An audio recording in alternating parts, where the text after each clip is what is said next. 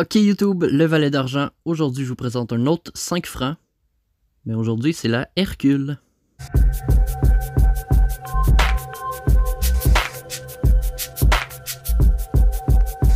Salut tout le monde, j'espère que vous allez bien. Donc oui, aujourd'hui, une autre pièce française de circulation qu'on peut utiliser comme pièce d'investissement.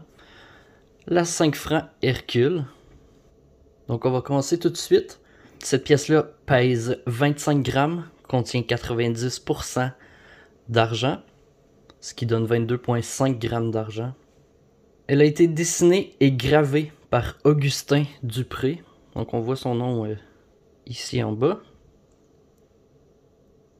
Et lui, c'était le 14e graveur général. Donc il a dessiné cette pièce en 1795 jusqu'en 1802. Sur la tranche, c'était pas écrit la même chose que celle-ci, c'était écrit Garantie nationale et la légende. Excusez-moi. La légende autour ici, c'était écrit Union et Force. Je vais vous mettre une photo juste ici de la pièce. Donc on peut voir la différence.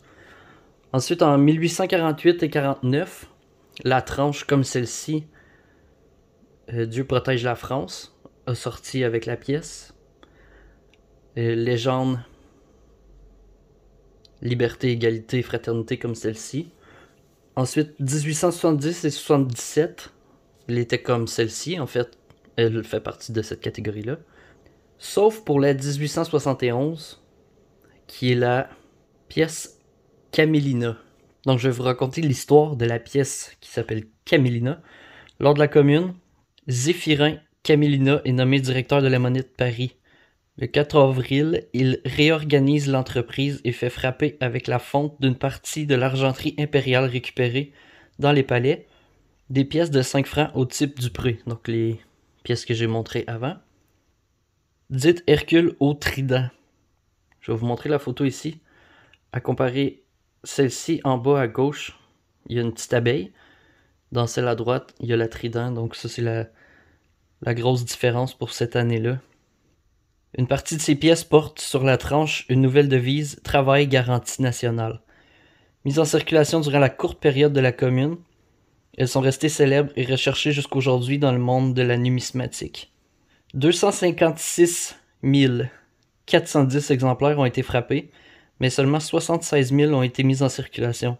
Donc cette année-là a vraiment été une année rare, donc plus recherchée pour les collectionneurs, les numismates. C'est sûr qu'il y a beaucoup d'autres variétés pour ces pièces-là. 1872 à Bordeaux, la Camillina, il y a une date. Les dates sont plus espacées. Donc celui-là aussi est beaucoup plus rare. 1878 avec la frappe de Paris, en bas ici. Toutes des pièces plus rares.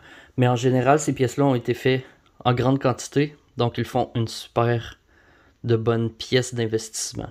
Donc 77, ça a été la dernière année. Ils ont fait par exemple une version commémorative en cupronickel pour fêter les 200 ans du type Dupré comme celle-ci. Je vais mettre une photo juste ici. Donc elle n'a rien de spécial à part qu'être en cupronickel, donc elle ne contient pas d'argent. Donc vraiment la première en 1795 et la dernière en 1877. Donc il y a quand même eu beaucoup d'années. Pour ma part, je trouve que c'est une belle pièce. De la même grosseur que la dernière que j'ai présentée, la Napoléon III. Encore une fois, ça a été tout un défi de trouver l'histoire de cette pièce-là, de tout mettre ensemble. Mais je suis content d'en avoir appris encore un peu plus sur une de vos pièces, mes amis français. Donc j'espère que vous avez apprécié. Si c'est le cas, laissez-moi un petit like, laissez-moi un commentaire. Abonnez-vous si ce n'est pas déjà fait et on se voit pour la prochaine vidéo. Salut!